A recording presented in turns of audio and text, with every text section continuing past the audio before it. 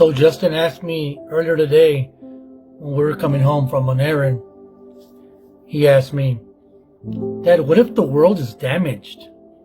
I'm telling you, if you're a parent, you know as well as I do, if you're paying attention, the children can really tell you a lot about the state of our affairs as adults and the state of affairs as the world in general.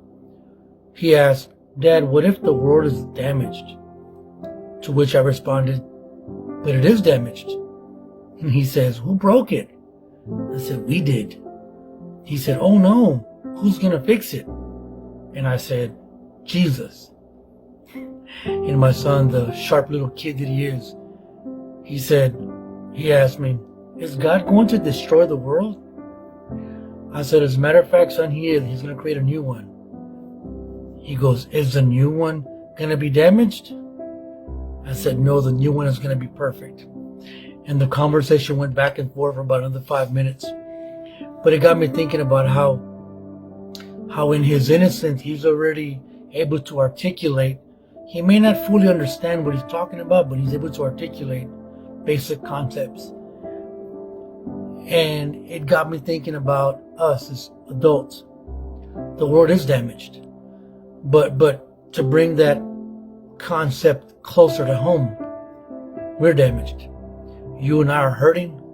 We are bleeding on the inside. We're wounded. And like my son asked, who's going to fix it? The answer is Jesus.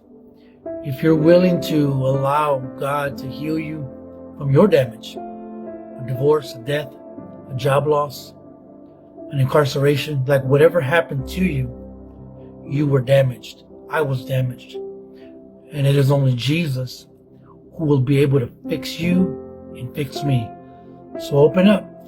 Open your arms up. Open your heart up to the Lord, especially in this season of giving and merriment, where Christ is the center of attention. At least he should be. And ask him to heal you. Because, yes, we're all damaged. And only Jesus can fix us. God bless you guys. Have a good night.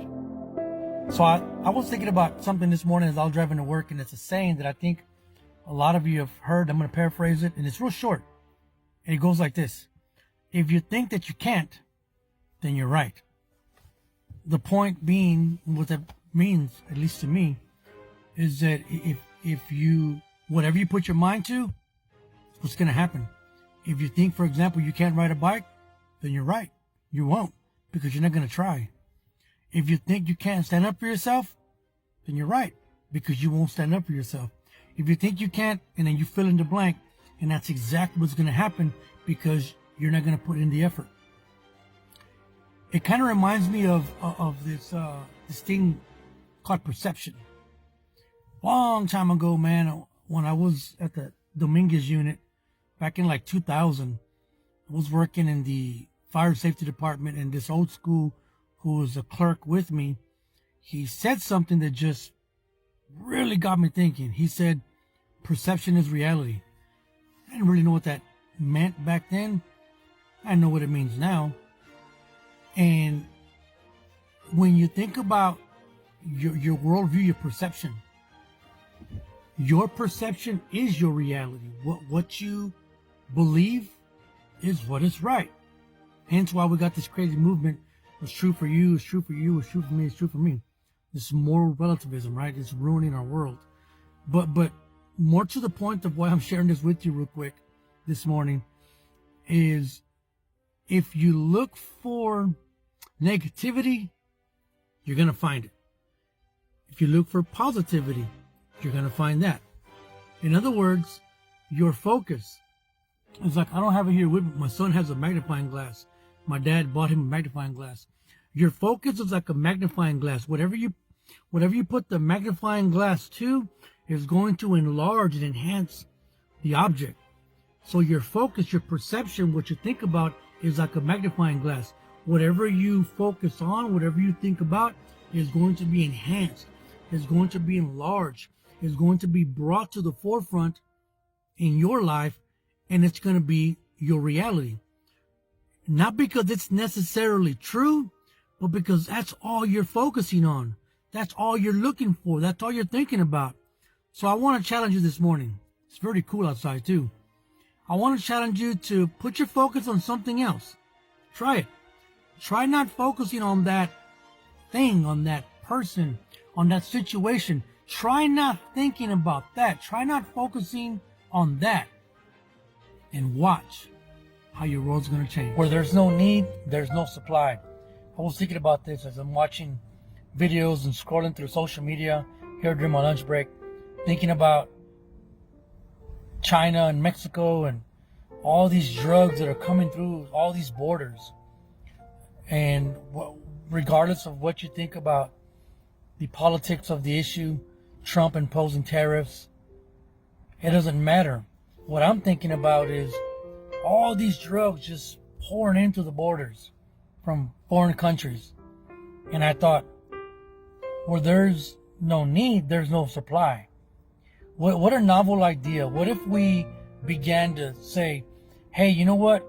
Let's work on the mental health, on the spiritual health of these people who are using these drugs, and watch the supply go down, because there will no longer be a need.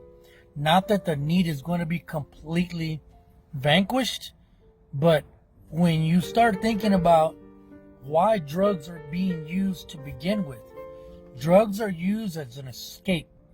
Drugs are used as a coping mechanism. Drugs are used as a numbing agent. A person is going through something, they can't deal with it, so they jump to the drug. Whatever it is. Delinquency, divorce, death, job loss, depression, like all these psychiatric, really mental health issues are what throw people into the quest for drug use. So if you deal with people's, then the supply, the need goes down. I don't need drugs anymore. I don't need fentanyl. I don't need cocaine. I don't need heroin anymore. I don't need anything, because I've dealt with the issues that are inside of me. So, food for thought. What is your need, and what's your supply? Are you refusing to deal with the things that are going on inside of you, thus creating a need for some type of supply? What are you supplying yourself with to temporarily suppress the pain that's inside of you? Please deal. In fact, axe to the root. Go to the bottom of what you're going through. And I promise you, whatever you're supplying yourself with, the need will go away once you deal with the real you. God bless you guys. Have a good one. So this one's not to the church, specifically to those who, follow Christ and whatnot. No, this is not a Halloween video. This is actually something that was just hit me right here. Last night, me and Justin were wrestling, as we always do at night. Ending the day with a wrestling match and, slamming each other onto the bed and just having a blast. Quality father-son time. I go to bed, whatnot. And I just was reflecting as I was laying down how awesome it is to be a part of my son's life.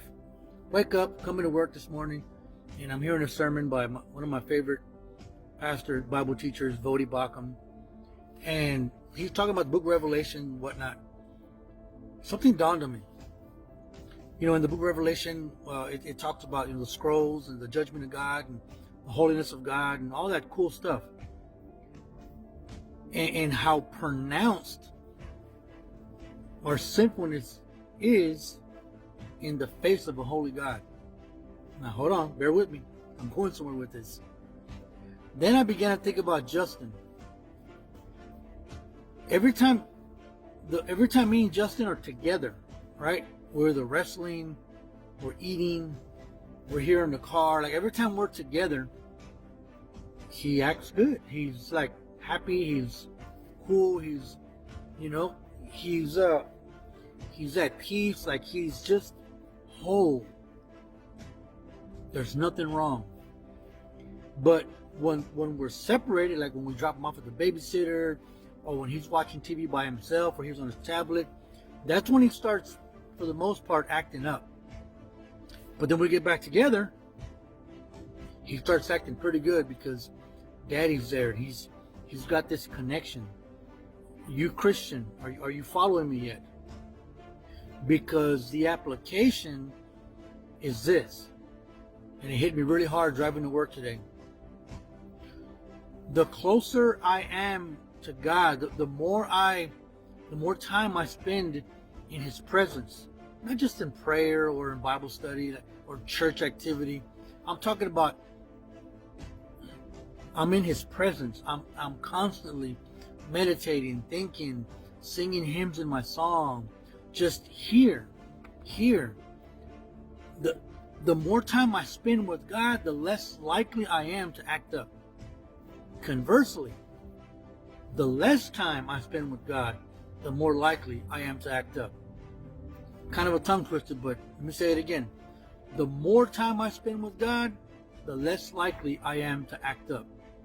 The less time I spend with God, the more likely I am to act up. Just like Justin. When we're together, man, everything's great. But when we're not together, he starts kind of testing his boundaries. And that was a small revelation for me this morning as I was driving to work. And I just had to share it with you guys on this cloudy day. Remember, if you feel like, or if you know you are acting up, it's probably because you're not in the presence of God. Because when you're in His presence, and again, I'm not talking about sitting there and praying and just all day long in the Bible and all day long at church. I'm not talking about that. I'm talking about a state of mind, the condition of your heart. When you are in God's presence, you are more than likely not going to be acting up. God bless you guys. Have a good day. So let's be honest. Sometimes the biggest problem is you. Sometimes the greatest challenge, your most insurmountable obstacle is you. Not just you, but me too. I'm my greatest obstacle. I'm my greatest enemy. So the reason why I'm sharing this with you guys in today's quick clip is to remind you that it's easier to look that way and that way for an excuse than it is to look right here this way and realize that it's not, oftentimes, it's not where you work, where you live, who you're related to, all that good stuff. Sometimes, not all the times, but sometimes it's you. Sometimes it's your attitude. Sometimes it's your perspective. Sometimes it's your wounded heart. Wounded heart. Some of us walk around life carrying emotional baggage, anger, resentment, bitterness, unforgiveness. That's a wounded heart. And if I've learned something very profound in my 48 years of life, I've learned that the most influential force in my decision making is being offended. It is carrying with me the baggage that I refuse to let go. And that stuff is heavy. If you've ever dealt with unforgiveness, bitterness, resentment, anger, rage, whatever it is that happened in your past, if you hold on to that, it's going to affect your decision making and literally cloud your judgment. I remember when I was locked up at the Torah's unit, I would have a lot of conversations / debates with people of various beliefs and backgrounds, atheists, Catholics, Muslim, Buddhists, all kind of people. And I always found interesting that the people who denied God's existence, the atheists, were perhaps the most wounded. They would claim that there was no proof of God, and they would present this, supposed flawless case for why God doesn't exist. But deep down inside of that person's heart, is an offense, is a wound. And just like a woman who has dated 1,000 men and it all goes bad, she turns bitter and hard and perhaps starts dating girls instead because all men are pigs. If all of that garbage, if all of that offense and that toxicity, that poison stays inside of you, it's going to hurt you, and it's going to cloud the way you judge, and it's going to impair the way you live your life. You can't see clearly anymore. You're going to see life through the perspective of a wounded heart. So be careful. Be careful how you make decisions. Be careful how you live your life. Make sure that you're not carrying with you stuff that happened yesterday. Because in all truth, in all reality, you deserve better than that. Like what happened to you yesterday shouldn't be the very thing that stops you from enjoying today and prospering tomorrow. But again, if you don't enjoy today and you don't prosper tomorrow, it's because you have chosen to allow the past to hold you down. God bless you guys. So there's something that I'm going to coin, a phrase, whether or not it's in the lexicon, I'm going to coin it. It's called directional awareness. And I was thinking about this morning, as I meditate and think about a whole bunch of things. And it's this. Directional awareness is being aware that when you run from something, you run towards something else. For example, if me and my wife are fighting, we can't get along, I can't reasonably expect that in running from the fight that I'm having with her, I'm not going to run to something else. For example, I don't want to argue, I'm going to ignore her, I'm not just going to deal with it, I'm just going to run from it. And where am I going? Beer, drugs, other women. Like I'm going to run to something. So when you think that you're running from a problem, you're not going to just end up nowhere. You're going to end up somewhere. And that's what I want you to think about on this beautiful, beautiful Friday morning, folks. Directional awareness. When you run from something, you inevitably run towards something else. If you take one step forward, you're not taking one step back. You can't take a step forward and a step back at the same time. When you do one, the other one just, you know what I'm saying? I can't run from my wife and think I'm just going to end up nowhere. I'm going to end up somewhere. So if you think that by ignoring and procrastinating or just not doing something about those things that are bothering you, if you're running from them, I promise you, you're running towards something else. And 9 times out of 10, what you're running to is going to make the running from worse. God bless you guys. Have a great weekend. There's always some cool little message that I formulated in my head by just thinking about simple things like, for example, this rear view mirror. Everyone who drives a car knows that rear view mirrors are absolutely essential to the driving experience. Otherwise, you don't know who's behind you, what's coming and where, and whether you can turn left or right without hitting someone. So this morning, I was remembering something that I learned a long time ago, back in like 1998. And I'm driving and I'm looking in the rearview mirror, and I was looking a little bit too long in it, and I hit the car in front of me. Thankfully, I was just going around 20, 25 miles per hour, right? But I was looking too long into the rearview mirror, and I was involved in a fender bender. The application hit me very strongly a few years later, and I've taught about it several times in classes and, counseling sessions and whatnot, and I want to share it with you on this lovely Saturday late afternoon. And it's this. Just as the rearview mirror was designed to give you a momentary glimpse of what's behind you on the left and the right of you, so is the privilege of being able to look back at who you were and what unwise things you did 10, 15, 20 years ago. But you're not supposed to stay looking at the rearview mirror while you're driving the car. Because if you stay looking at the rearview mirror, you're going to crash. In like manner, you can't be looking in the past for too long Otherwise, you're going to crash right in front of you. God bless you guys. It's a quick one. Have a good weekend. So something occurred to me very interesting yesterday when I was just pretty much mowing yards all day long. And this morning it came to my remembrance as I was reading the Word of God, where Jesus is talking about if you don't know God, you can't hear God, right? Hearing God's voice and whatnot. And yesterday when I had to repair my lawnmower, I did a video about it. A lot of you guys hearted it and commented, and that's cool. Appreciate you and your support in that regard.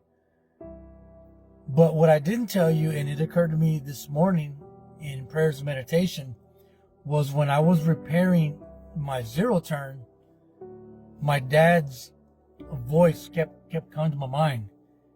My dad we love my father. He's a great mechanic, carpenter, super handyman. I love my dad. And here lately, this past year, 6 months, 9 months to a year, I've been spending a lot of time with my dad, doing repairs, cutting grass, just kind of hanging out, helping him helping me, and me just honestly maximizing opportunities that I can to get to know my father in more ways and learn from him before the Lord takes him from me. And my dad, his voice, when I'm fixing to, whether I'm building my deck, doing projects here in the house, or working on my zero turn, the moments that I spend with my dad, he's always telling me certain things. Don't do this, be careful with that, watch out for this, watch out for that. And I'm recording subconsciously my dad's wisdom. So when I'm doing my zero turn, I'm repairing my zero turn yesterday, his voice came up, and I began to kind of replay some of the things that he has advised me to watch out for, to make sure I do this and don't do that, and make sure you apply this and apply that. And I just thought it was interesting, because the more time I spend with my dad, the more I get to hear his wisdom, and his wisdom and experience is stored in my heart, so that when I go through similar experiences, whether I got to repair or build something here at the house, Dad's voice pops up. And God is the same way. How can you expect the voice of God? How can you expect the Holy Spirit to speak to you if you're not spending time with God? The more time you spend with Dad, the more time you'll hear his voice when it's needed. And I thought about that. How awesome is that? I love my father, Ruben Constante Sr. He's awesome, man. And hearing his voice as I'm repairing my zero turn means a lot to me, because there's going to come a time when Dad's going to be gone. When Dad's going to be gone, and repairing things and hearing his voice is going to mean the world to me. So, get close to God so that when the time comes, you can hear his voice. God bless you guys. Have a good weekend.